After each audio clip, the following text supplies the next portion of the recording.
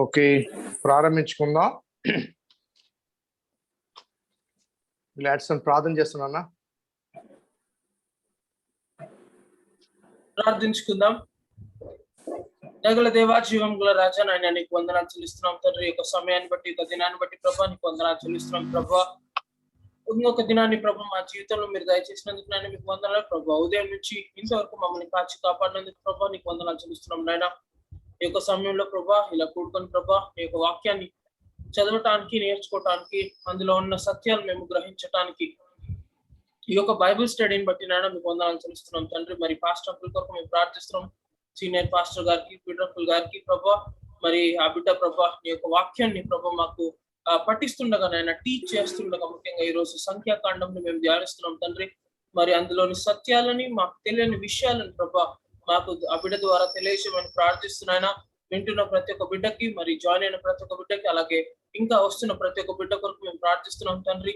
దీని ద్వారా మేము నేర్చుకొని జ్ఞానాన్ని సంపాదించి ప్రభా ఇతరులకు మేము బోధించటకు ప్రభా నీ యొక్క ఆధ్యాత్మికత వారికి ప్రచురించడానికి మాకు జ్ఞానాన్ని ప్రసాదించమని, కార్యక్రమం ఆదరించేంత వరకు ప్రభా ధ్యాసని, ఫోకస్ ని మాకు దయచేయమని, మనసును దయచేయమని క్రీస్తు పేరిట వేడుకుంటున్నాం తండ్రి. ఆమేన్.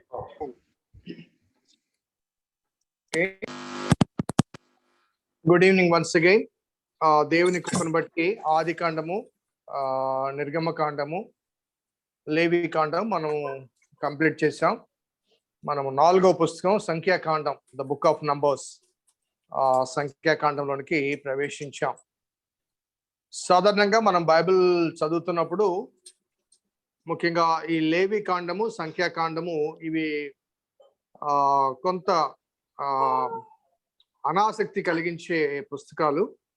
ఎందుకంటే అందులో కొన్ని గోత్రాల పేర్లు కానీ, లేకపోతే ఆ ప్రాణ సంబంధ వివరాలు కానీ కొన్ని ఉంటాయి. కాబట్టి మనకు కొన్నిసార్లు ఇర్రెలవెంట్ అనే విషయం కూడా కనిపిస్తుంటుంది. అర్థం కాని అంశాలు కూడా కొన్ని ఉంటాయి. కాబట్టి చాలాసార్లు బైబిల్ స్టడీలో అనగా బైబిల్ మనం చదువుతున్నప్పుడు అర్థం కాకపోతే మనము బైపాస్ చేస్తుంటాం, మనకు అర్థం కాదులే అని చెప్పేసి. అలా బైపాస్ చేసే పుస్తకాలు బైబిల్లో చాలా ఉన్నాయి. ప్రొఫెటికల్ బుక్స్ లో కొన్ని మనకు అర్థం కావు, అవి పక్కన పడేస్తుంటాం. పరమగీతం, విలాప వాక్యాలు కొన్ని పుస్తకాలు, అలాగే ఈ చరిత్ర గ్రంథాలు, దినవృత్తాంతాలు కానీ, రాజుల గ్రంథాలు కానీ కొన్ని మనము బైపాస్ చేస్తుంటాం. కానీ వాటిలో అక్కడక్కడ మనకు ఒక హిడెన్ ట్రూత్స్ కనబడుతుంటాయి, దాచబడిన సత్యాలు మనకు కనబడుతుంటాయి. అలాగే ప్రాముఖ్యంగా మనకు కంటిన్యూటీ, క్రమము మనకు కనబడుతుంది. అంత మాత్రమే కాకుండా మరి ఆ కాలములో పొందుపరచబడిన కొన్ని అంశాలు నేటికి కూడా అవి రిలవెంట్ గా మనకు కనిపిస్తూ ఉంటాయి. కాబట్టి ఒక క్రమమైన రీతిలో బైబిల్ స్టడీ చేసినప్పుడు దాన్ని కూడా ఒక సిస్టమాటిక్ విధానంలో బైబిల్ స్టడీ చేసినప్పుడు అది అర్థం చేసుకోవాలంటే proper classification is more important. క్రమమైన వర్గీకరణ అవసరం మనకు గుర్తుండటానికి, జ్ఞాపకం ఉండటానికి, అలాగే ఆసక్తి పెరగటానికి ఒక క్రమమైన వర్గీకరణ చాలా అవసరం. కాబట్టి ఈ విషయాన్ని జ్ఞాపకం చేస్తున్నాను. మ్యూట్ చేయని వాళ్ళు ఎవరైనా ఉంటే దయచేసి అందరూ మ్యూట్ చేయండి. సో బిఫోర్ గోయింగ్ ఫర్దర్, సంఖ్యాకాండంలోనికి వెళ్ళక ముందు ఒక 5 లేక 10 నిమిషాలు నేను వెనక్కి కొంత రివ్యూ చేయాలి అనుకుంటున్నా. అదేంటంటే ఆది కాండము అనే ఆ గ్రంథంలోని విషయ సమీకరణలో కానీ, విషయ సేకరణ సమయంలో కానీ మోషే లేడు. ఆది కాండ కాలంలో మోషే లేడు. సో మోషేకు ఆ విషయాలని కూడా దేవుడు బయలుపరిచాడు. సో నిర్గమకాండం నుంచి మాత్రమే మోషే కనబడతాడు. అలాగే నిర్గమకాండ సమయం నుంచి జరిగిన విషయాలకు మోషే eyewitness. At the same time ఆది కాండంలో గాడ్ వాజ్ విజిటర్. ఆయా కాలంలో ఆయన వచ్చేవాడు. ఆదాము దగ్గరికి వచ్చి, ఆదామా ఎక్కడున్నావు అని అడిగాడు. అబ్రహాం దగ్గరికి వెళ్ళాడు, పలకరించాడు. అలాగే ఇస్సాకు, అలాగే యాకోబు, యోసేపు, ఇలా డిఫరెంట్ క్యారెక్టర్స్ తో దేవుడు ఆయా సమయాల్లో వచ్చి వారితో మాట్లాడి వారి కాలంలో కొన్ని కార్యక్రమాలు జరిగించేవాడు. He was a visitor. So నిర్గమకాండానికి వచ్చేసరికి God becomes a companion. He travels with them, he goes with them. వారితో కలిసి వెళ్ళటానికి ప్రయత్నం చేస్తాడు. నేను మీతో కూడా ప్రయాణం చేస్తానంటాడు. సో ఎక్సోడస్ లో he was no more a visitor, he was a companion. So లేవి కాండానికి వచ్చేసరికి ఆయన వారితో సంచరించేవాడు, అనగా వారితో కలిసి ప్రయాణం చేసేవాడు మాత్రమే కాకుండా వారి మధ్య నివసించేవాడు. He settles himself among his people. అక్కడ టెంట్ వేసుకొని గుడారం వేసుకొని వారి మధ్యలో ఉంటూ ఆ గుడార దీంట్లో మరి ఏ కార్యక్రమాలు జరిగించాలి, how the relationship with God and people should maintain divine relationship గురించి లేవి కాండంలో చెప్పబడదు. అనగా మొదట విజిటర్ గా ఉన్న దేవుడు నెక్స్ట్ బుక్ లో కంపానియన్ గా మారుతాడు. మూడవ పుస్తకంలో he dwells among his own people. ఆయన ఎన్నిక చేసుకున్న ఆ జనాంగం మధ్య ఆయన నివసిస్తాడు. సో ఈ ఎక్సోడస్ ఈవెంట్ ను ఒకసారి మనం జ్ఞాపకం చేసుకుంటే, we all know the story from the childhood. దేవుడు మోషేకు మండుచున్న పొద దగ్గర కనిపించాడు. మోషే నో అన్నాడు, దేవుడు కాదు నువ్వే కావాలి అన్నాడు. ఏ రీతిగా డిఫరెంట్ ప్లేగ్స్ వచ్చాయి, ఏ రీతిగా వారు అక్కడి నుంచి బయటికి వచ్చారు, ఈ విషయాలన్నీ మనకు జ్ఞాపకం చేసుకోవచ్చు, మనకందరికి తెలిసిన విషయాలే. So from the day 1 of the exodus, ఆ నిర్గమ సమయమును, ఆ డేట్ ని అబీబు నెల, మొదటి సంవత్సరం మొదటి నెల అంటూ అక్కడ క్యాలెండర్ ప్రారంభమవుతుంది. The first month, first year, the first month and 14th day pass over మీరు సెలబ్రేట్ చేసుకోవాలి. అనగా ఎక్సోడస్ తోని జూయిష్ క్యాలెండర్ అనే దాన్ని దేవుడు అక్కడ ప్రిస్క్రైబ్ చేయడం, దాన్ని బట్టి వాళ్ళు 40 సంవత్సరాలు అరణ్యంలో ప్రయాణం చేశారు అన్నది చెప్పడానికి ఒక సైన్ మనకు కనిపిస్తుంది. సో వారు నిర్గమ సమయంలో, ఒకసారి నేను రెఫరెన్సెస్ చెప్తాను, మీరు రాసుకోండి కావాలంటే. నిర్గమకాండం 12వ అధ్యాయం 37లో వారు ఐగుప్తులో రామ్సేస్ అనే ప్రాంతంలో వారు సెటిల్ అయి ఉంటారు. అక్కడి నుంచి సుక్కోతుకు వస్తారు. ఆ సుక్కోతు అనే ఆ ప్రాంతము ఆ ఎక్సోడస్ కి, అనగా వారు నిర్గమానికి బయటికి రావటానికి అది ఒక ప్రదేశం. సో రామ్సెస్ అనే ప్లేస్ లో వారు సెటిల్ అయిన వారు అక్కడి నుంచి సుక్కోతుకు వస్తారు. ఆ తర్వాత నిర్గమకాండం 13:20లో సుక్కోతు నుంచి ఏతాము వరకు వస్తారు. సుక్కోతు నుంచి ఏతాము వరకు వస్తారు. 14వ అధ్యాయం అనగా వాళ్ళ డిఫరెంట్ డెస్టినేషన్స్, డిఫరెంట్ ప్లేసెస్, వారు ఎక్కడెక్కడ క్యాంప్ వేశారో ఈ ప్లేసెస్ నేను బిఫోర్ సీనాయ్ దగ్గరికి రాకముందు ఎక్కడెక్కడ క్యాంప్ వేశారో నేను మరలా రిమైండ్ చేస్తున్నాను to know the journey details. 14వ అధ్యాయం 2:22లో ఏతాము నుండి పిహహీరోతు అనే ఆ ప్లేస్ కి వారు వస్తారు. సో అక్కడ ఎర్ర సముద్రాన్ని వారు దాటడం జరుగుతుంది, crossing of the Red Sea. ఆ తర్వాత నిర్గమకాండం 15వ అధ్యాయం 22-23 వచనాల్లో ఆ ఎర్ర సముద్రం నుంచి మారాకు వస్తారు. ఆ మార దగ్గర వారికి చేదు నీరు, ఆ మారాను మధురముగా మార్చిన అనుభవాలు మనకు నిర్గమకాండం 15వ అధ్యాయం 22-23 వచనాల్లో మనకు కనబడతాయి. అలాగే నిర్గమకాండం 15వ అధ్యాయం 27లో వారు మారా నుండి ఎలీము దగ్గరికి వస్తారు. అక్కడ ఈత చెట్లు, బావులు ఉంటాయి కాబట్టి వారికి అక్కడ వాటర్ ఉంది, వారికి ఈత చెట్ల ఫలాలు ఉన్నాయి కాబట్టి అక్కడ కొంత క్యాంప్ వేస్తారు. అలాగే ఎలీము నుంచి 16th చాప్టర్ లో మనం గమనిస్తే ఎలీము నుంచి సీను అరణ్యానికి వస్తారు. ఆ అరణ్యంలో వారికి ఆహారం దొరకదు. కాబట్టి దేవుడిని అనగా వారు సనుగుతారు. దేవుడు వారికి మన్నాను కురిపింప చేస్తాడు. మరి మాంసాహారం కావాలంటే పూరేళ్లను కూడా పంపిస్తాడు. దిస్ హ్యాపెండ్ ఎట్ సీను అరణ్యంలో అది జరుగుతుంది. అలాగే సీను నుండి హోరేబుకు వచ్చినప్పుడు 17వ అధ్యాయం 1 to 6లో అక్కడ రాతి నుంచి, అక్కడ నీరు లేకపోతే రాతిని కొట్టి బండను కొట్టి నీటిని రప్పించడం మనకు కనబడుతుంది. సో ఆ హోరేబు నుంచి 17th chapter 8th verse లో రెఫిదీముకి వస్తారు. అక్కడ అమాలేకీయులతో యుద్ధం చేస్తారు. They had a war. మనకు తెలుసు ఆ మోషే చేతులు ఎత్తినప్పుడు యుద్ధంలో గెలుస్తారు. కాబట్టి అక్కడ ఇద్దరు చేతులు ఎత్తి పట్టుకుంటే యెహోషువ వెళ్ళి యుద్ధం చేసి జయాన్ని పొందుతాడు. It's happened. ఆ యుద్ధం అమాలేకులతో యుద్ధం జరుగుతుంది. అది రెఫీదీము దగ్గర. సో 19th chapter లో రెఫీదీము నుంచి సీనాయికి వస్తారు. సో ఎక్సోడస్ 19th chapter నుంచి 40th వరకు సీనాయి పర్వతం దగ్గర ఉంటారు.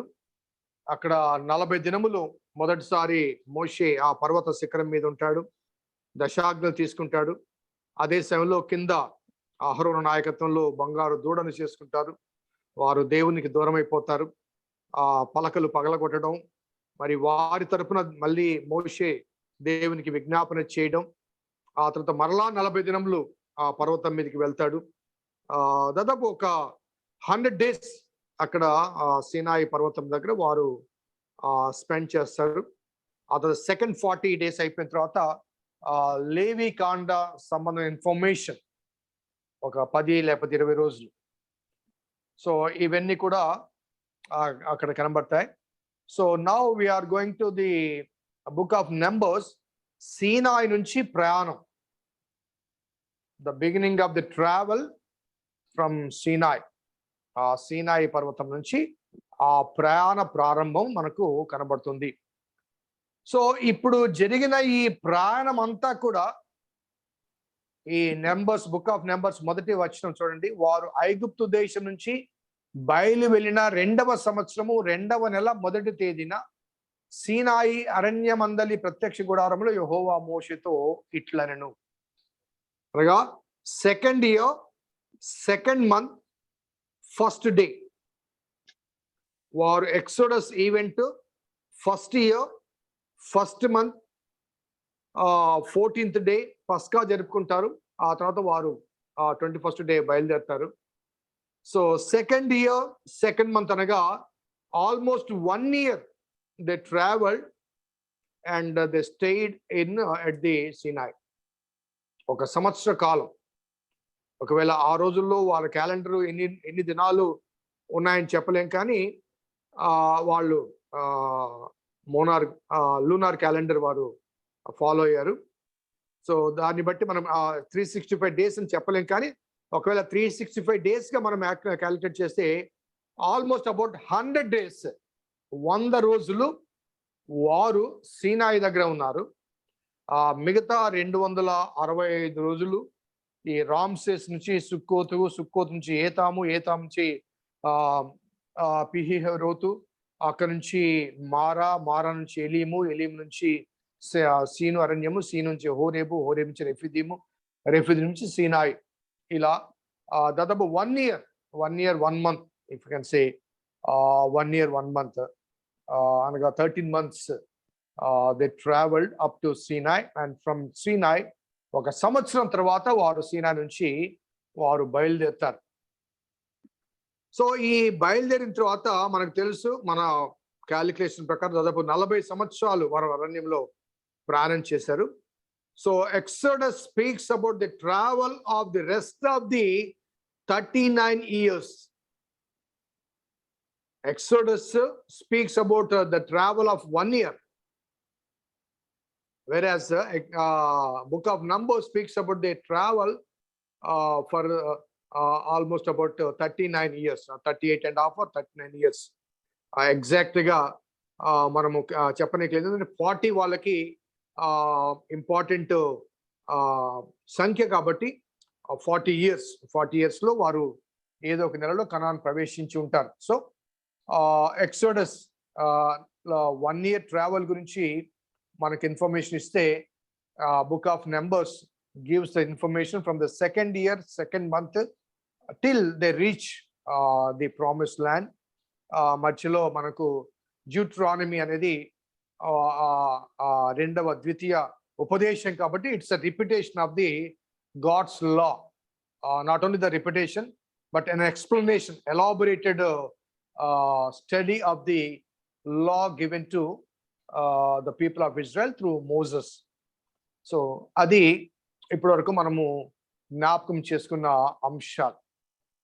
సో ఎక్సోడస్ నుంచి మనము లెవిటికస్ అనేది అది only the rules, the constitution are the relationship between the people and God, tent గురించి, టెంట్ మేకింగ్ గురించి, అందులో ఉండాల్సిన విషయం గురించి, యాజకుల గురించి ఆ వివరాలు చెప్పబడుతుంది. మళ్ళీ ట్రావెల్ ప్రారంభం కాకముందు గాడ్ ప్రిపేర్స్ దెమ్. మొదటి అధ్యాయాల్లో, కొన్ని అధ్యాయాల్లో దాదాపు 10th chapter వరకు అనుకుంటాను, God prepares them as a nation. ఒక విషయాన్ని జ్ఞాపకం చేసుకుందాం. ఒక దేశముగా ఏర్పాటు చేయబడాలి అంటే, ఒక స్వేచ్ఛ దేశం నిర్మించబడాలంటే దానికి కొన్ని మినిమం రిక్వైర్మెంట్స్ ఉంటాయి.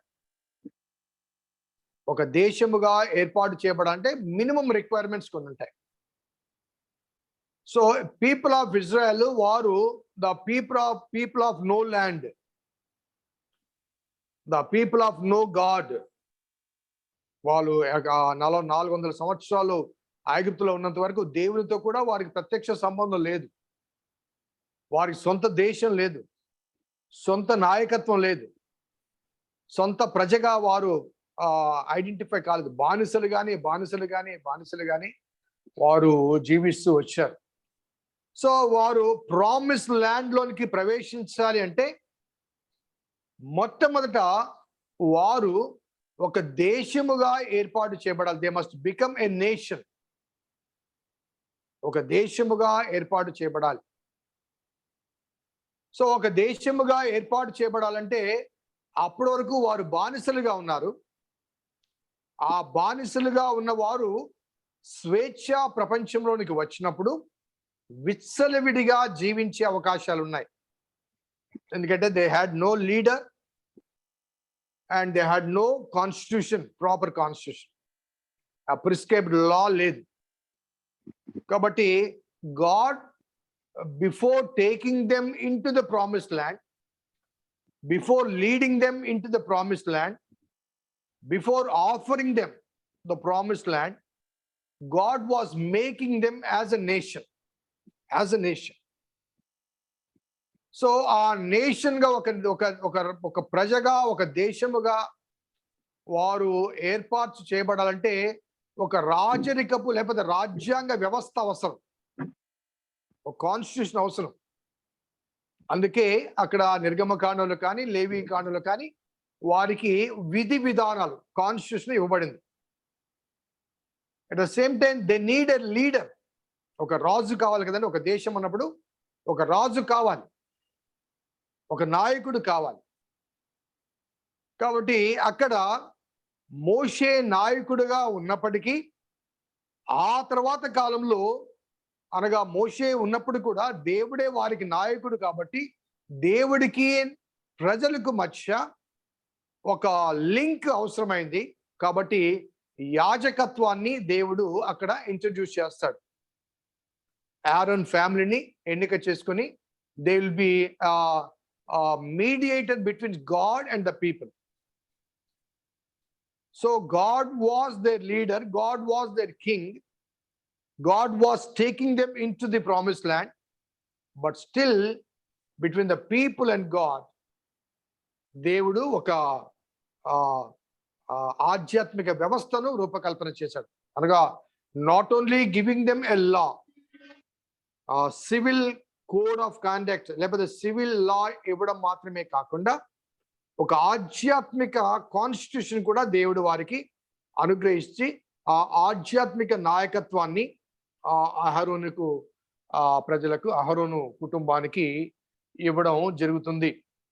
So the moment they enter into the promised land, వారికి ఒక నాయకుడు కావాలి, అలాగే వారు ఒక కాన్స్టిట్యూషన్ కావాలి, అలాగే వారికి ఒక నేషనల్ డైటీ కూడా అవసరం.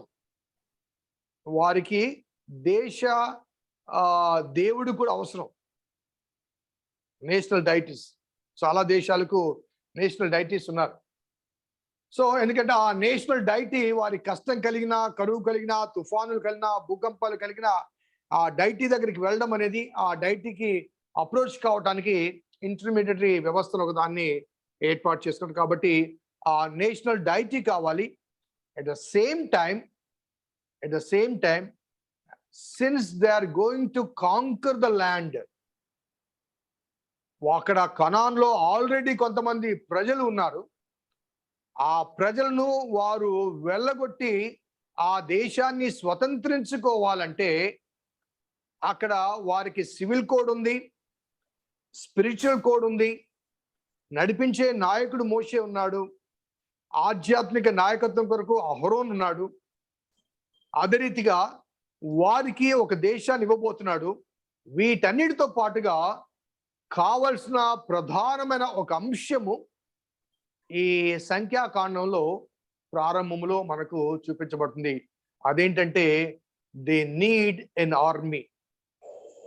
వారికి ఒక సైన్యం కావాలి. ఆ సైన్యం లేదనుకోండి, ఎదురుగా శత్రువులు వచ్చినప్పుడు వారితో ఎవరు యుద్ధం చేస్తారు? అలాగే ఆ ప్రామిస్ ల్యాండ్ లోకి వెళ్ళినప్పుడు ఆ ల్యాండ్ ని కాంకర్ చేసుకోవాలంటే యుద్ధ సైన్యం అవసరం కదా. సామాన్యులైన పిల్లలు కానీ, ముసలివారు కానీ, స్త్రీలు కానీ వెళ్ళి యుద్ధం చేయగలరా? యుద్ధంలోకి వెళ్తే వారు ముందుగా వెళ్తే ఎక్కువ మారణ హోమం లేకపోతే ఎక్కువ మరణాలు సంభవించే, అనగా ప్రజలు మరణించే అవకాశాలు ఉన్నాయి. కాబట్టి సంఖ్యాకాండం ప్రారంభంలో God was preparing an army. God was preparing an army. ఈ ఆర్మీ, ఈ సైన్యం అనేది ఈ మిగతా 39 సంవత్సరాల ప్రాణములో ఎదురయ్యే శత్రు సైన్యాలను జయించడానికి ముందుకు వెళ్ళడం కానీ, అలాగే వేగు చుట్టానికి స్పైస్ గా వెళ్ళటానికి కానీ, అదే రీతిగా ఆ ప్రామిస్ ల్యాండ్ లో ప్రవేశించిన తర్వాత వారిని జయించడానికి కానీ ఒక ఆర్మీ అవసరం అయింది. సో ఈ సంఖ్యాకాండం మొదటి అధ్యాయము 2వ వచనం ఒకసారి చూడండి. 2nd verse. ఇశ్రాయేలు వంశము చొప్పున వారి వారి పితరుల కుటుంబం బట్టి వారి వారి పెద్దల చొప్పున మగవారినందరినీ లెక్కించి సర్వ సమాజ సంఖ్యను వ్రాయించుము. ఇశ్రాయేలులో సైన్యముగా వెళ్ళు వారిని, అనగా 20 ఏండ్లు మొదలుకొని పైప్రాయం గల వారిని తమ తమ సేనలు బట్టి నీవును అహరోను లెక్కింపవలను. సైన్యముగా వెళ్ళవలసిన వారిని, వెళ్ళగలిగిన వారిని ఒక్కొక్క ట్రైబ్ లోంచి, అనగా 12 ట్రైబ్స్ నుంచి 20 years పైన ఉన్నటువంటి ప్రతి పురుషుణ్ణి సైన్యముగా లెక్కించడానికి ఒక ప్రొసీజర్ దేవుడు మోషేకు అక్కడ అప్పగిస్తున్నాడు. సో అక్కడ స్త్రీలు లేరు, 20 సంవత్సరాల కన్నా చిన్నగా ఉన్న పిల్లలు లేరు, అలాగే 60 సంవత్సరాలు పైబడిన వృద్ధులు లేరు. పిల్లలు లేరు, స్త్రీలు లేరు, వృద్ధులు లేరు. కేవలము 20 సంవత్సరాలు మొదలుకొని పైకున్నటువంటి యవనస్తులు మాత్రమే, ప్రాణాన్ని బట్టి యవనస్తులు మాత్రమే లెక్కించాలి అంటూ అక్కడ ఒక ఆర్మీని తయారు చేయడానికి దేవుడు అక్కడ ఒక సూచన ఇస్తాడు. దాని కొరకు ఒక సెన్సస్ అక్కడ తయారవుతుంది. సెన్సస్ అనగా జనాభా లెక్కలు అక్కడ తీసుకుంటాడు. ఈ జనాభా లెక్కల్లో స్త్రీలు లేరు, మళ్ళా చెప్ప స్త్రీలు లేరు, చిన్న బిడ్డలు లేరు, అదే రీతిగా వృద్ధులు లేరు. వారు కాకుండా ఎంతమంది ఉన్నారు అన్నదానికి నేను కొన్ని రెఫరెన్స్, అనగా దీంట్లోంచి నేను రెఫరెన్స్ చెప్తుంటాను, మీరు బైబిల్లో చూసుకోవచ్చు. మొదటి అధ్యాయము 20వ వచనంలో రూబేను పుత్రుల వంశావళి అంటూ ఆ రూబేను వంశములో 46,500 మంది కనబడతారు. 46,500. అలాగే 21, 23 వచనాల్లో షిమ్యోను వంశము, అందులో 59,300 మంది కనబడతారు. 59,300 మంది షిమ్యోను వంశం. 24, 25 వచనాల్లో గాదు వంశము, అందులో 45,650 మంది కనబడతారు. బైబిల్లో ఉన్న మాటలే నేను చెప్తున్నాను. అలాగే 26, 27 వచనాల్లో యూదా వంశం కనబడుతుంది. ది హైయెస్ట్ నెంబర్ 74,600 మంది కనబడతారు. 28, 29 వచనాల్లో ఇశ్శాఖారు వారు 54,400 మంది కనబడతారు. 30, 31 వచనాల్లో జబూలూను వంశము 57,400 మంది కనబడతారు. 32, 33 వచనాల్లో ఎఫ్రాయిము అనగా యోసేపు కుమారుడు ఎఫ్రాయిము 40,500 మంది.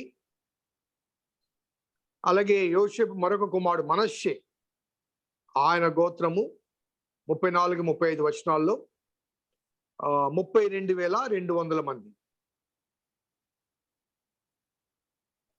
సో 36, 37 వచనాల్లో బెన్యామీను వంశం కనబడుతుంది. వారు 35,400 మంది. 35,400 మంది. 38, 39 వచనాల్లో దాను వంశం కనబడుతుంది. అక్కడ 62,700 మంది కనబడతారు.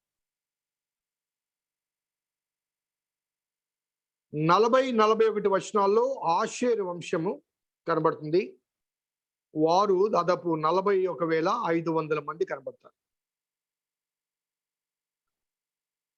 సో 42, 43 వచనాల్లో నఫ్తాలి వంశము, వారు 53,400 మంది. సో మొత్తము 46వ వచనంలో గమనిస్తే 6,03,550 మంది. 6,03,550 మంది. సో నిర్గమకాండంలో వారు బయలుదేరినప్పుడు 6 లక్షల కాల్బలం అనే మాట వాడతారు. 6 లక్షల కాల్బలం అంటే యుద్ధము చేయగల శక్తి సామర్థ్యాలు కలిగిన వారు 6 లక్షలు. వీరు కాకుండా చిన్న బిడ్డలు, స్త్రీలు, వృద్ధాప్యంలో ఉన్నవారు, లేకపోతే బలహీనతలో ఉన్నవారు, వారందరూ కాకుండా 6,53,550 మంది. ఈ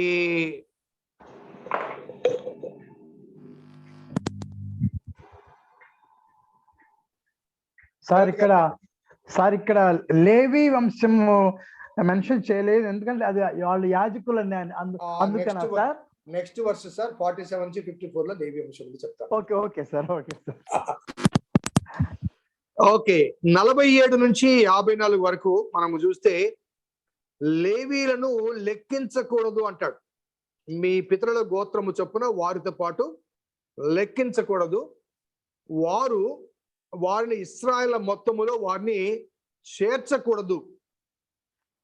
ఎందుకు లెక్కించకూడదు, ఎందుకు చేర్చకూడదు అంటే, నేను ఇందాక చెప్పాను, గాడ్ వాస్ ప్రిపేరింగ్, ఒక సైన్యాన్ని తయారు చేస్తున్నాడు. సైన్యం అన్నప్పుడు యుద్ధములో వారు యుద్ధ నైపుణ్యత కలిగి ఉండాలి, యుద్ధములోకి వెళ్ళాలి, ఆ యుద్ధంలో హత్యలు చేయాలి, రక్తాన్ని చిందించాలి. కాబట్టి ఈ లేవీలైన వారు దేవాలయం చుట్టూ ఉండాలి, ఈ ప్రత్యక్ష గుడార సంబంధమైన కార్యక్రమాలు జరిగించాలి. మిగతా 12 గోత్రాల వారు యుద్ధం చేస్తుంటే ఈ గోత్రాల వారు దేవునికి ప్రార్థన చేస్తుండాలి, విజ్ఞాపన చేస్తుండాలి, బల్యర్పణ కావచ్చు. ఇవి ఆగిపోకూడదు.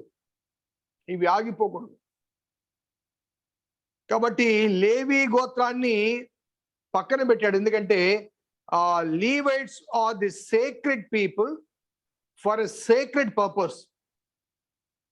Their responsibility confines to the tabernacle or the temple during the later days. కాబట్టి వారు ఎప్పుడు కూడా వారి పని అంతా కూడా దేవాలయ సామగ్రిని మోయడం కానీ, తీసుకుని వెళ్ళడం కానీ, తిరిగి ఎక్కడైనా వాళ్ళు క్యాంప్ వేసినప్పుడు ఆ ప్రత్యక్ష గుడారాన్ని నిర్మించడం కానీ, అందులో ఆచార సాంప్రదాయాలు జరిగించడం కానీ, బల్యర్పణ జరిగించడం కానీ, ప్రజల తరపున విజ్ఞాపనలు చేయడం కానీ, ఇలా మరి అక్కడ వారికి చెప్పించాడు. కాబట్టి లేవీలకు మరి అక్కడ ఈ సైన్యంలో చోటు ఇవ్వలేదు. అదే రీతిగా ప్రామిస్ ల్యాండ్ లో వారికి స్వాస్థ్యం కూడా ఇవ్వలేదు. They were not given even the property. లేవీలకు ప్రాపర్టీ కూడా లేదు. ఎందుకంటే మిగతా వారందరూ కూడా వీరికి తమ తమ దశమ భాగాలు అందించారు. సో ఫర్ ఎగ్జాంపుల్, లేవీలకు 12 గోత్రాలు వారి వారి దశమ భాగాలు తీసి ఈ లేవి గోత్రానికి ఇస్తే ఎంత వస్తుందండి? 12% వస్తుంది కదా, 12% వస్తుంది. అందులోంచి వారు మళ్ళీ దశమ భాగాలు తీయాలి, లేవీలు కూడా దశమ భాగాలు తీయాలి. సో ఆ రీతిగా అది తర్వాత వాక్య భాగాలు మనం చూడవచ్చు. So Levites are excluded in the army. యుద్ధంలో లేకపోతే శత్రు సైన్యం వచ్చినప్పుడు వారు ప్రత్యక్ష గుడారం దగ్గర కానీ, దేవాలయం దగ్గర కానీ, దేవాలయ సంబంధమైన కార్యక్రమాలు జరిగిస్తూ ఉండాలి. 52వ వచనంలో ఇశ్రాయేలు తమ తమ సేనల చొప్పున ప్రతివాడు తన తన పాలెములో తన ధ్వజము దగ్గర దిగవలను. లేవీల సమాజం మీద కోపము రాకున్నట్లు, ఇశ్రాయేలు సమాజం మీద కోపము రాకున్నట్లు లేవీలు సాక్ష్య గుడారము చుట్టూ దిగవలను. వారు సాక్ష్య గుడారమును కాపాడవలను. యెహోవా మోషేకు ఆజ్ఞాపించిన వాటన్నిటిని తప్పకుండా ఇశ్రాయేలు చేసిరి. అది మొదటి అధ్యాయంలో మనకు ఈ క్లాసిఫికేషన్, అదే రీతిగా మరి గోత్రాల వైజ్గా ఈ 20 సంవత్సరాలు పైబడిన పురుషులను లెక్కించడం కానీ, వారిని ఒక సైన్యముగా ఏర్పాటు చేయడం కానీ, వారిలోంచి లేవీలను సపరేట్ చేయడం కానీ ఈ మొదటి అధ్యాయంలో మనకు కనిపిస్తుంది. రెండవ అధ్యాయంలో ఈ వేర్పాటు చేయబడిన ఈ సైన్యానికి ప్లేస్మెంట్స్ మీరు ఈ వార్ సీన్స్ కొన్ని మూవీస్ లో చూస్తూ ఉండవచ్చు. వార్ సీన్స్ లో ఒక వర్గం ఒక దగ్గర వాటి కొన్ని పేర్లు పెడతారు. వీళ్ళు ఇక్కడ ఉండాలి, కుడి పక్కన ఇక్కడ ఉండాలి, ఎడం పక్కన ఇటు ఉండాలి. ఈవెన్ బైబిల్లో తర్వాత కూడా యెహోషువ కాలంలో కూడా వారికి కొన్ని ప్లేస్మెంట్ పెడతారు. ముందు వీళ్ళు వెళ్ళాలి, ముందు కుడి పక్కన వారు ఉండాలి, ఎడం పక్కన వాళ్ళు ఉండాలి, వెనక వాళ్ళు ఉండాలి అని కొన్ని ప్లేస్మెంట్స్. ఆ రీతిగా ఈ 12 ట్రైబ్స్ కి కొన్ని ప్లేస్మెంట్స్, ఎవరెవరు ఎక్కడెక్కడ ఉండాలి అనే దానికి కొన్ని ప్లేస్మెంట్స్ అక్కడ మనకు కనబడతాయి. నేను మీకు వాట్సాప్ లో ఒక చిన్న అది మీరు ఫోన్ ఉంటే మీరు అది ఓపెన్ చేసి పెట్టుకోండి. అది కొద్దిగా మీకు ఈజీగా అర్థం. దీంట్లో నేను పెట్టాలని ప్రయత్నం చేశాను కానీ నాకు కొద్దిగా ఇబ్బంది అయింది. అది మీరు ముందు పెట్టుకుంటే మీకు టెబర్నకల్ చుట్టూ, అనగా ప్రత్యక్ష గుడారము చుట్టూ ఈ 12 గోత్రాలు ఎవరెవరు ఎక్కడెక్కడ ఉండాలో అది అక్కడ స్పష్టపరుస్తుంది. సో మొట్టమొదటిగా రెండవ అధ్యాయం చూస్తే తూర్పు వైపున, ఈస్ట్ సైడ్, అనగా సూర్యోదయ సన్మన అనగా మన టెబర్నికల్ అనే దాని ఫ్రంట్ సైడ్, ముందు సైడు తూర్పు వైపుకు ఉంటుంది కాబట్టి, ఈస్ట్ ఫేసింగ్ ఉంటుంది కాబట్టి, ఇంకొక మన వాస్తు శాస్త్రం ప్రకారం ఈస్ట్ ఫేసింగ్ ఉంటుంది కాబట్టి, ఆ ఈస్ట్ ఫేసింగ్ లో ఎవరెవరు ఉండాలంటే 3-4 వచనాలు చూడండి. యూదా గోత్రం ఉండాలి, వారు 74,600 మంది. అలాగే 5-6 వచనాల్లో ఇస్సాకారు వంశం ఉండాలి, ఆ గోత్రం ఉండాలి, వారు 54,400 మంది. 7-8 వచనాల్లో జెబూలూను వారు కూడా 57,400 మంది. మరి టోటల్ అనగా ఈస్ట్ ఫేసింగ్ లో ఉండవలసిన ఈ 3 గోత్రాలు, యూదా గోత్రము, ఇశ్శాఖారు గోత్రము, జెబూలూను గోత్రము, మొత్తం 1,86,400 మంది. 1,86,400 మంది. సో నెక్స్ట్ సౌత్ సైడ్, దక్షిణ వైపు 10-11 వచనాల్లో రూబేను వంశం 46,500 మంది. 12-13 వచనాల్లో షిమ్యోను వంశం 59,300 మంది. 14-15 వచనాల్లో గాదు వంశం 45,650 మంది. మొత్తం 1,51,450 మంది. 1,51,450 సౌత్ సైడ్. సో వెస్ట్ సైడ్కి వచ్చేసరికి 18-19 వర్సెస్ లో ఎఫ్రాయిమీలు 40,500 మంది. 20-21 వచనాల్లో మనష్షే వారు 32,200 మంది. 22-23 వచనాల్లో బెన్యామీను గోత్రం 35,400 మంది. మొత్తం 1,08,100, 1,80,100.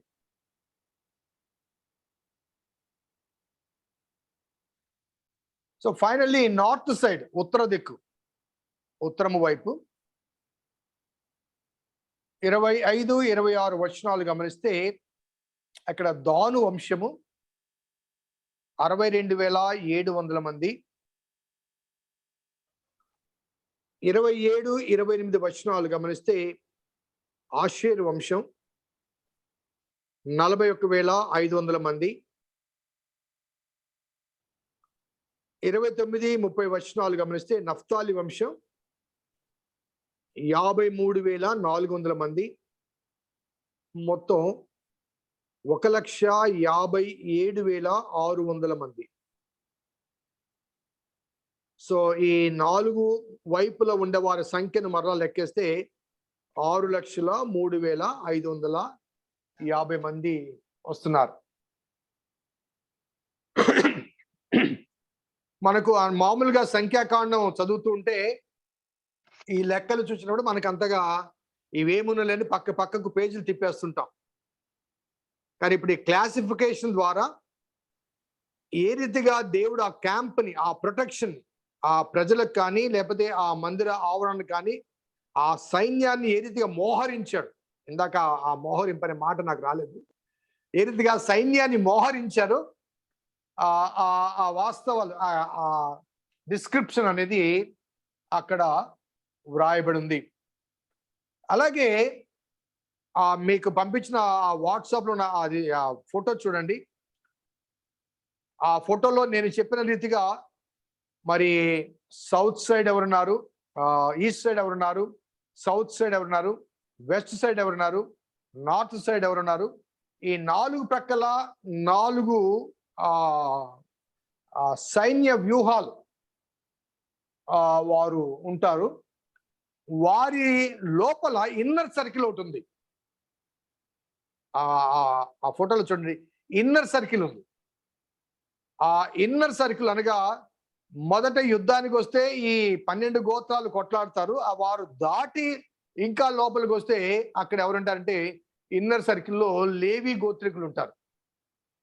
ద ట్రైబ్స్ ఆఫ్ లేవి అనగా గుడారాన్ని ఆనుకొని ఈ లేవి గోత్రికులు ఉంటారు. వారి ప్రైమరీ రెస్పాన్సిబిలిటీ ఏంటంటే they are to protect the tabernacle and items in it. ఆ ప్రత్యక్ష గుడారాన్ని కానీ అందులో ఉన్న వస్తు సామాగ్రిని కానీ, ఆ తర్వాత కాలంలో దేవాలయం కానీ దేవాలయంలో ఉన్న వస్తు సామాగ్రి కానీ కాపాడే బాధ్యత లేవీలకు అప్పగించబడింది. ఇంకొక మాటలో చెప్పాలంటే ఇశ్రాయేలు ప్రజలను కాపాడే బాధ్యత 12 గోత్రాలు తీసుకుంటే, ప్రత్యక్ష గుడారాన్ని కాపాడే బాధ్యత ప్రధానంగా లేవీలకు అప్పగించడం అనేది అక్కడ మనకు కనబడుతుంది. అలాగే ఈ ఒక చిన్న ఇంటరప్షన్ ఒకటి ఉంది. 11, 13 వచనాలు చూడండి. అక్కడ 3వ అధ్యాయం 11, 12 వచనాల్లో, మరియు యెహోవా మోషేకి ఇలాగ సెలవిచ్చెను, మరి ఇదిగో నేను ఇశ్రాయేల్లో తొలిచూలైన ప్రతి మగపిల్లకు మారుగా ఇశ్రాయేల్ నుండి లేవీలను నా వశముగా చేసుకొని ఉన్నాను. ప్రతి తొలిచూలియు నాది గనక లేవీలు నా వారై ఉన్నారు. ముందురు ఐగుప్తిలో నేను ప్రతి తొలిచూలును సంహరించిన నాడు మనుషుల తొలిచూలనేమి పశువుల తొలిచూలనేమి ఇశ్రాయేల్లో వాటన్నింటిని నా కొరకు ప్రతిష్ఠించుకుంటుని వారు నా వారై ఉన్నారు. నేనే యెహోవాను. So all the first borns, దేవుడు ఐగుప్తులో ఉన్నప్పుడు ఐగుప్తులోని ఆ ప్రథమ సంతతిని సంహరించినప్పుడు ఇశ్రాయేలీలోని ప్రథమ సంతతిని దేవుడు స్పేర్ చేశాడు, కాపాడాడు. కాబట్టి ఆ ఇశ్రాయేల్లోని ప్రథమ సంతతి అంతా దేవునికి ప్రతిష్ఠిత చేయబడ్డవారు. అయితే ఇక్కడ ఒక ఎక్సెప్షన్ ఏంటంటే ఇశ్రాయేల్ ప్రథమ సంతతికి బదులుగా లేవి గోత్రాన్ని నేను తీసుకున్నాను. సో దాని గురించిన వివరణ చివర్లో మనకు అందించబడుతుంది. 3వ అధ్యాయం 40 నుంచి చూడండి.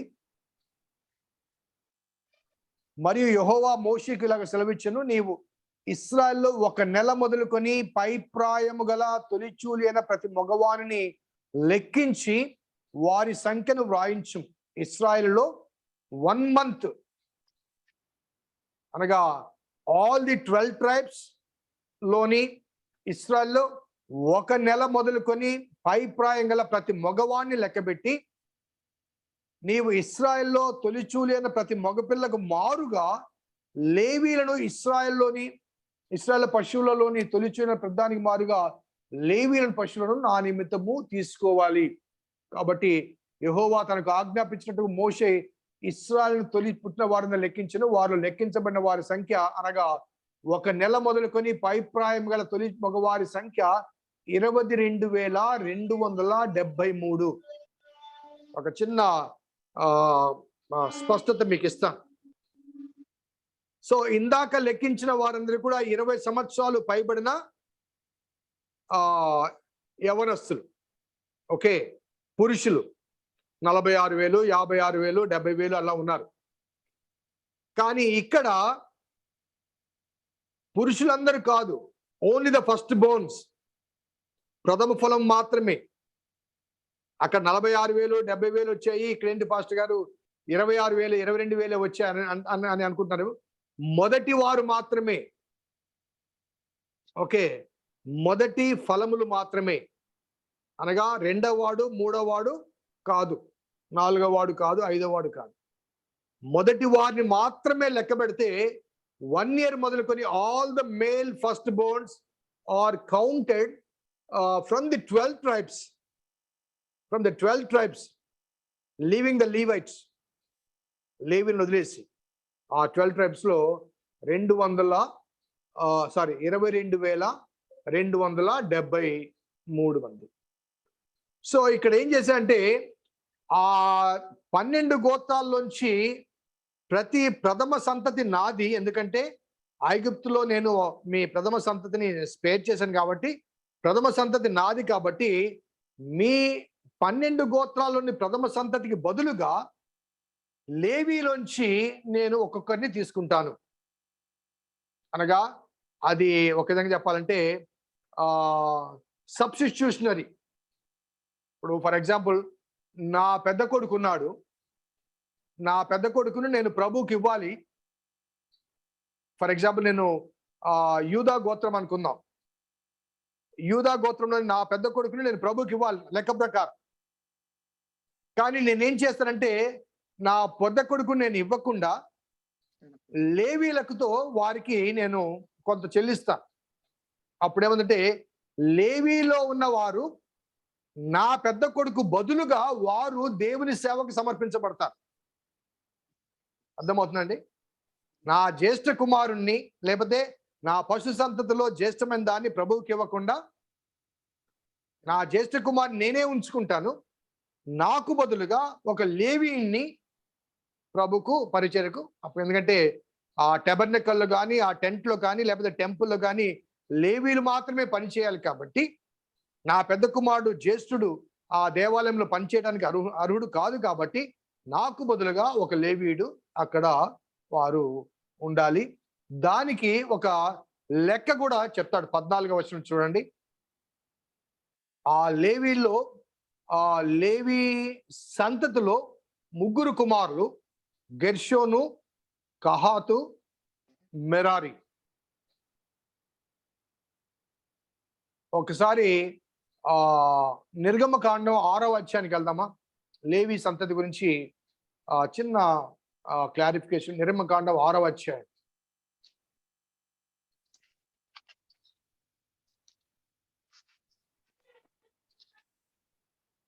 నిర్గమకాండం 6వ అధ్యాయంలో 16 నుంచి లేవీ కుమారుల పేర్లు వారి వారి వంశావళి చొప్పున ఏవనగా గెర్షోను, కహాతు, మెరారి. సో లేవీకి ఎంతమంది కుమారులండి? 3 కుమారులు. ఓకే, ఆ 3 కుమారులు గెర్షోను కుమారులు వారి వారి వంశముల చొప్పున లిబ్నీ, షిమి. కహతు కుమారులు అమ్రాము, ఇస్హారు, హెబ్రోను, ఉజ్జియేలు. మెరారి కుమారులు మహాలి, మూషి. ఓకే, లేవి 3 కుమారులు ఇక్కడ కనబడుతున్నారు. ఎవరెవరు? గెర్షోను, కహాతు, మెరారి. సో ఈ 3లో కహాతు అనే రెండవ వాని కుమారుడు అమ్రాము, అమ్రాము కుమారుడు అహరోను, మోషే. వీరు కూడా లేవీలే కదా, వీరు కూడా లేవీలు. సో ఇక్కడ ఈ మరలా సంఖ్యాకాండానికి 3వ అధ్యాయానికి వచ్చినప్పుడు ఈ ప్రత్యక్ష గుడారము దగ్గర ప్రత్యేకించబడిన లేవి వంశములో మరి గెర్షోను వారు 22వ వచనం చూడండి. గెర్షోను సంబంధించిన వాళ్ళు 7,500 మంది ఉన్నారు.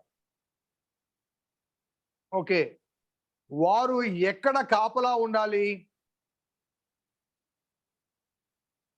22వ వచనం చదవండి.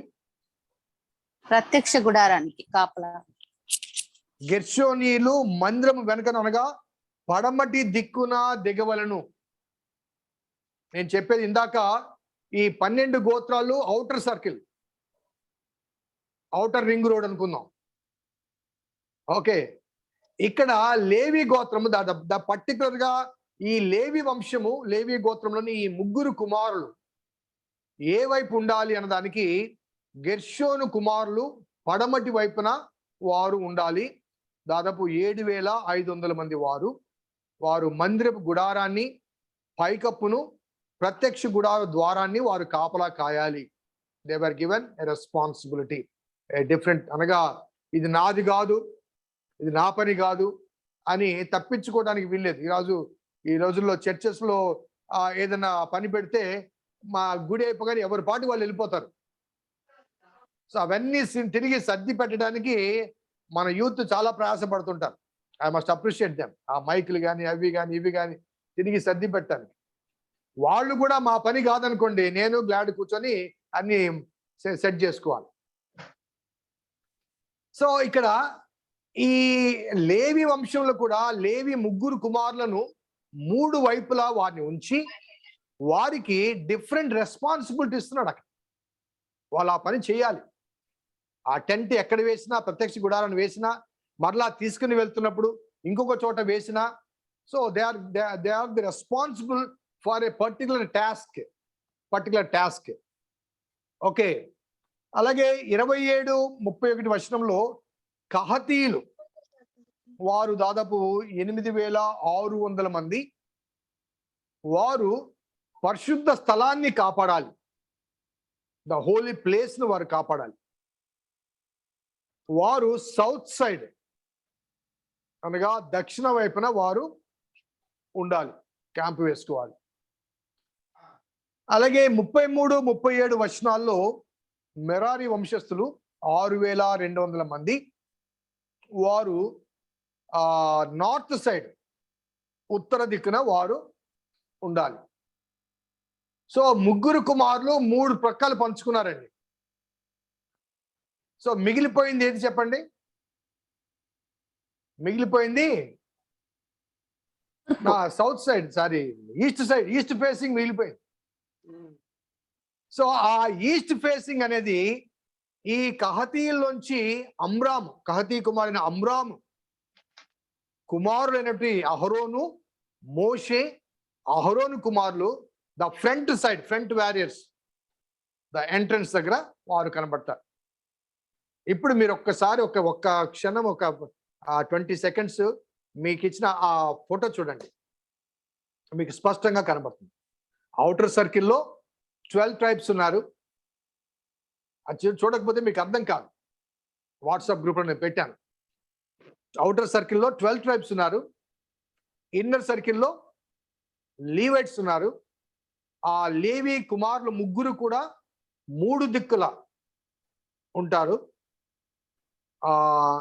4వ దిక్కు అనగా ఈస్ట్ సైడ్ మొట్టమొదటిగా ఈ కహతు కుమారుల్లో నుంచి అమ్రామ్ యొక్క సంతానము మోషే, అహరోను సంతానము వారు అక్కడ ఉంటారు. ఆ విషయాన్ని మనకు ఈ వాక్య భాగంలో 38వ వచనంలో కనబడుతుంది. మందిరం ఎదుట తూర్పు వైపున మోషే, అహరోను కుమారులు కనబడతారు. వారు అక్కడ కాపలగా లేకపోతే ఆ కార్యక్రమాలు జరిగించడానికి. సో ఈ 3 నంబర్స్ ఒకసారి చూడండి. గెర్షోను 7,500 మంది, కహతీలు 8,600 మంది, అలాగే మెరారి వంశస్థులు 6,200 మంది. మొత్తం ఎంతమంది అయ్యారండి?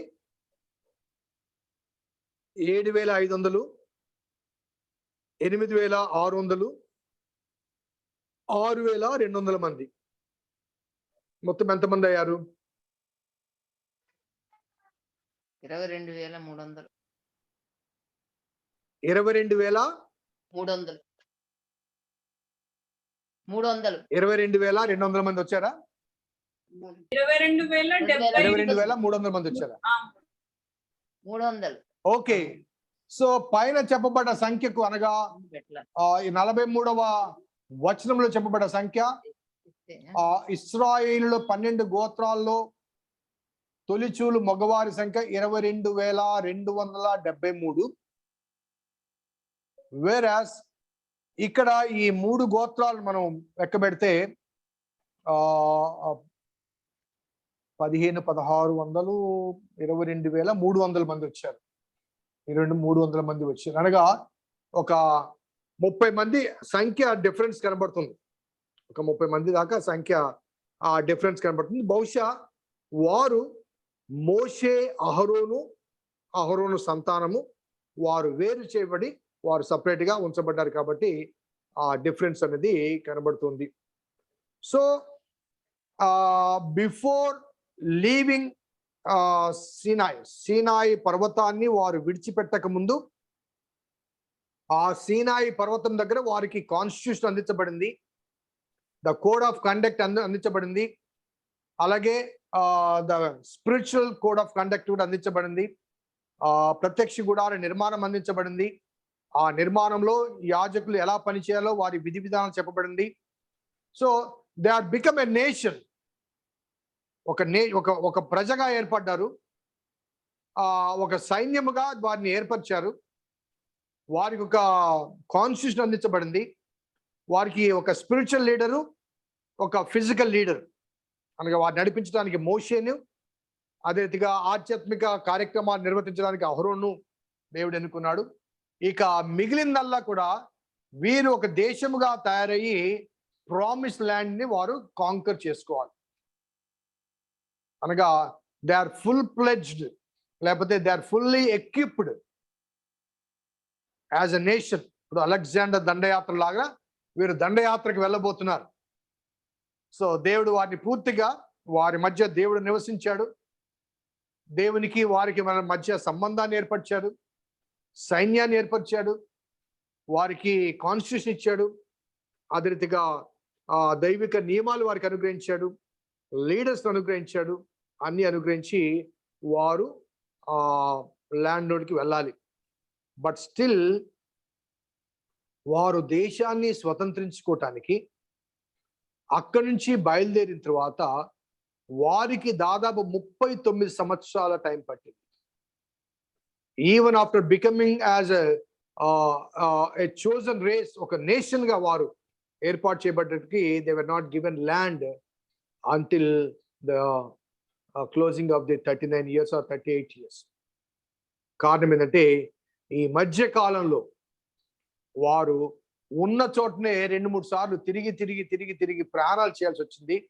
వారిలోని అవిధేయత, అనగా దేవుడు వారికి ఏదైతే కాన్స్టిట్యూషన్ ఇచ్చాడో దానికి వారు ఒబే కావాలి,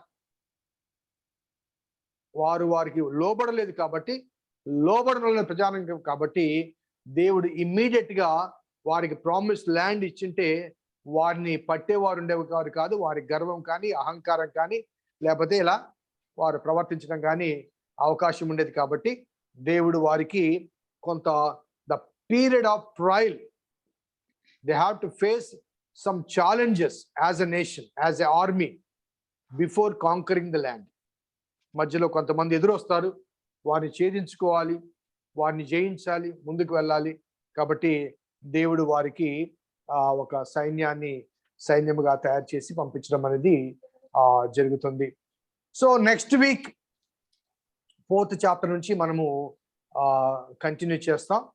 సో అక్కడక్కడ కొంత మనకు ఇంట్రెస్ట్ కలిగించని కొన్ని అంశాలు కనిపించవచ్చు. మరి అయినప్పటికీ గాడ్స్ ఆర్డర్ ఎలా ఉంటుందో అన్న విషయాన్ని తెలియచేస్తూ, గాడ్ నెవర్ యాక్సెప్ట్స్ ఎ డిసార్డర్. క్రమము కాని దాన్ని దేవుడు చెప్పే మాట ఏంటంటే అక్రమము చేయు వారలారా అంటాడు. నువ్వు ఎన్ని బోధలు చేసినా, ఎన్ని ప్రసంగాలు చేసినా, దయ్యాలు వెళ్ళగొట్టినా, సూచక్రియలు చేసినా, అద్భుతాలు చేసినా, క్రమాన్ని, డిసిప్లిన్. అందుకే నిన్న మా క్వైర్ బిడ్డలకి డిసిప్లిన్ గురించి నేను చెప్పాను. So discipline is more important than your talents or than your givings. లక్షల రూపాయలు ఇచ్చినప్పటికీ కూడా దేవుని ఎదుట నీవు క్రమశిక్షణలు లేకపోతే దేవుడు నిన్ను అంగీకరించడు, నీ అర్పణ అంగీకరించడు. So God has taken a lot of pain. ఎంత టైం తీసుకుని ఉంటాడు చెప్పండి? దేవునికి అవసరమా? ఒక ప్రజను తయారు చేయడానికి ఇంత సమయాన్ని తీసుకొని, ఇంత కాలం వెచ్చించి, వారి మధ్యకి వచ్చి, వారికి హెచ్చరికలు ఇచ్చి, సూచనలు ఇచ్చి, కాన్స్టిట్యూషన్ ఇచ్చి, విధి విధానాలు చెప్పి, నేను మీ మధ్యనే ఉంటానయా, మీతోనే ఉంటానయా, మీలోనే ఉంటానని చెప్పడానికి, then when God has taken so much of concern or pain or interest, so how about our response from our side? We need to understand. ఇవన్నీ కూడా ఈ నిర్గమకాండాలు, ద్వితీయోపదేశ కాండాలు, సంఖ్యాకాండము, అదే రీతిగా లేవికాండం చదివితేనే దేవుడు మన నుంచి ఏమి కోరుతున్నాడో అవి స్పష్టమవుతుంది. So that is the reason why we need to study the book of Exodus, Leviticus and Numbers and Deuteronomy. Okay, God bless you. ఎవరు ప్రార్థన చేస్తారు? జూలియట్ గారు ప్రార్థన చేస్తారా? సరే పాస్టర్ గారు, ప్రార్థించుకుందామండి. స్థుతికి పాత్ర స్తోత్రార్హ మీ పాదములకు వేలాది వేల కృతజ్ఞతాస్తుతులు చెల్లించుకుంటున్నాం నాయన తిరిగి చాలా కాలం తర్వాత నాయన బైబిల్ స్టడీలో పాల్గొన్నాం నా తండ్రి. ఎంత మిస్ అయిపోయామో ఇప్పుడు వాక్యం ఏంటంటే తెలుస్తుంది నా ప్రభ. క్షమించండి నా ప్రభ. నా తండ్రి నిజంగా నేను మేము బైబిల్ చదువుకుంటూ పోతూ ఉంటాం కదా, దాని మర్మాలు మేము గ్రహించలేము నా తండ్రి నా ప్రభ. మా పాస్టర్ గారు ఎంత చక్కగా విడమర్చిన ఆయన ఒక్కొక్క వంశాన్ని గురించి ఎంత బాగా చెప్పినారు నా ప్రభ. నాయన మా హృదయంలో దాన్ని తలంచుకుంటూ ఎప్పుడు తండ్రి నాయన వాక్యం చదువుకుంటూ ధ్యానిస్తూ నా తండ్రి నాయన మీరు చేసిన అద్భుత కార్యాలను బట్టి నా తండ్రి మీకు వందనాలు స్తుతులు స్తోత్రాలు చెల్లించుకుంటున్నాం నా ప్రభ. మా పాస్టర్ గారికి ఇచ్చిన సహనాన్ని బట్టి ఓర్పును బట్టి నా తండ్రి ఆయనకి ఇచ్చిన బలాన్ని బట్టి నాయన ఆయనకి ఇచ్చిన తెలివిని బట్టి మీకు వందనాలు స్తుతులు స్తోత్రాలు చెల్లించుకుంటున్నాను ఆయన. క్షేమకరంగా మా పాస్టర్ గారిని నా తండ్రి క్షేమకరంగా నెల్లూరు చేర్చినారు. నీకు వందనాలు స్తుతులు స్తోత్రాలు నా ప్రభ. అదే విధంగా నా ప్రభ నాయన ఈ బైబిల్ స్టడీలో పాల్గొన్న ప్రతి ఒక్కరిని నాయన కుటుంబ రీతిగాను వ్యక్తిగతంగాను మీరు ఆశీర్వదించి మీ దీవెనతో నింపి ఆశీర్వదించమని మీకే ఘనత మహిమ ప్రభావాలు ఆరోపిస్తూ మా ప్రభువైన యేసుక్రీస్తు వారి అతి పరిశుద్ధమైన నామంలో ప్రార్థించి వేడుకుంటున్నాం తండ్రి. ఆమేన్. తండ్రి కుమార పరిశుద్ధాత్మ త్రియక దేవుని దీవెన వాక్యాభిలాషులకు వాక్యం ఎదుగుతున్న బిడ్డలకు తద్వారా కలిగే దీవెనలకు సుధాతుడేడలుగాక. ఆమేన్. గాడ్ బ్లెస్ యు అండి. యాక్చువల్ గా మార్నింగ్ చాలా లేట్ గా లేచాను నేను. లేట్ గా లేచిన తర్వాత